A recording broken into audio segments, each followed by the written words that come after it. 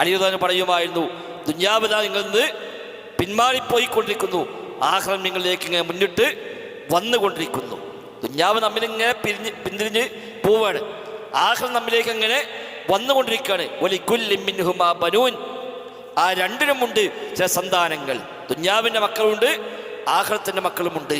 അതുകൊണ്ട് നിങ്ങൾ ആഖിറത്തിൻ്റെ മക്കളായി മാറുക, ദുന്യാവിൻ്റെ മക്കളാവരുത്. ദുന്യാവ് നമ്മളെ വിട്ടിങ്ങനെ പോവാണ്.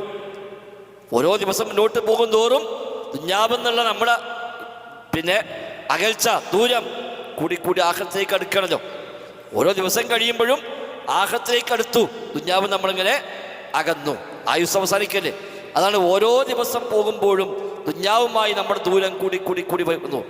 ആഖിറത്തിലേക്കുള്ള ദൂരം അങ്ങനെ കുറഞ്ഞ് കുറഞ്ഞ് കുറഞ്ഞ് വരുന്നു. അപ്പോൾ ദുന്യാവ് നമ്മിൽ നിന്ന് മുദ്ബിറ, പിന്തിരിഞ്ഞ് പോവുകയാണ്.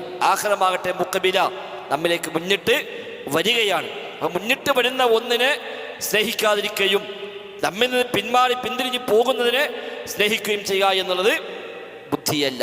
അവിടെ ദുന്യാവിനുമുണ്ട് കുറേ മക്കൾ, ആഖിറത്തിനുമുണ്ട് കുറേ മക്കൾ. നിങ്ങൾ കൂനു അബ്നാ അൽ ആഖിറ, നിങ്ങൾ ആഖിറത്തിൻ്റെ മക്കളാകണം എന്ന് അലി ഇബ്നു അബി ത്വാലിബ് റളിയല്ലാഹു അൻഹു പറഞ്ഞതായി കാണാൻ കഴിയും. റളിയല്ലാഹു അൻഹു രാത്രി സമയങ്ങളിൽ ഖബർസ്ഥാനിൽ പോകുമായിരുന്നതാണ്. രാത്രി സമയത്ത് ആരുമില്ലാത്ത സമയത്ത് അദ്ദേഹം ഖബർസ്ഥാനിൽ പോയിട്ട് ഖബറുകൾ നോക്കി അദ്ദേഹം ഇങ്ങനെ നിൽക്കും. അദ്ദേഹം ഇങ്ങനത്തെ കുറേ സംഗതികൾ പറയുന്നതൊക്കെ അത്തരം പല രംഗത്തുമാണ്.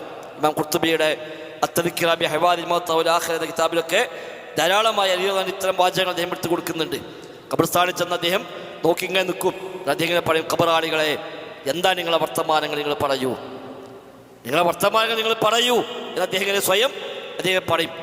അദ്ദേഹം തന്നെ പറയും, നിങ്ങൾക്ക് പറയാൻ കഴിയില്ല എന്നെനിക്കറിയാം, എന്നാൽ നിങ്ങൾ പോയതിനു ശേഷം ഇവിടെ എന്ത് സംഭവിച്ചു ഞാൻ പറയാം.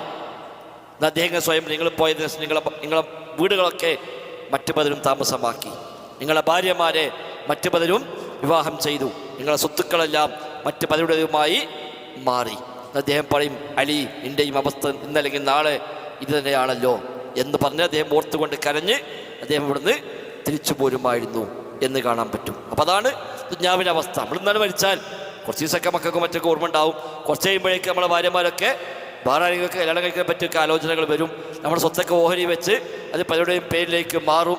നമ്മൾ കച്ചവടം, നമ്മുടെ ഇടപാടും, നമ്മളെ ഓഫീസും അതൊക്കെ മറ്റു പലരും കൈകാര്യം ചെയ്ത് അങ്ങനെയാണ് പോകും. നമ്മൾ പക്ഷേ പള്ളിക്ക് പോലും പോകാത്തത്, കടി ഭയങ്കര തിരക്കാണ്, അവിടെ ആ നേരത്ത് പള്ളിയിൽ പോയിട്ടുണ്ടെങ്കിൽ പ്രശ്നമാണ്. കച്ചവടം, ആളുകൾ വരുമ്പോൾ ആൾ ഞാനാൻ പറ്റൂല എന്ന് പറഞ്ഞ പലപ്പോഴും ജമാഅത്തിന് പോലും പോകാത്തത്.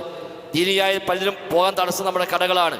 എന്നാൽ ആ കട അമ്മയുടെ കണ്ണിമ്പിയാൽ പിറ്റേന്ന് മക്കളൊക്കെ പാടെ കൂടി അഞ്ഞിപ്പോൾ എന്താ കാട്ടുക, എന്താ ചെയ്യാം, മക്കൾക്കാർക്കും പോയിരിക്കാൻ ഒഴിവില്ല, നഞ്ഞ് കിട്ടിയവർക്കാണ് കൊടുക്കുക എന്ന് പറഞ്ഞിട്ട് ഒന്നെങ്കിൽ നടത്താൻ കൊടുക്കുക, അല്ലെങ്കിൽ അതാണ്ട് നമ്മളാണ്ട് വിറ്റൊഴിവാക്കുക, ഇനിയിപ്പോൾ അതേ പറ്റുള്ളൂ, അത് കഴിഞ്ഞു, അത്രയേ ഉള്ളൂ. അതിൻ്റെ സംരക്ഷണത്തിന് വേണ്ടിയാണ് പരലോകത്തിലെ പല കാര്യങ്ങളും മാറ്റിവെച്ചത്.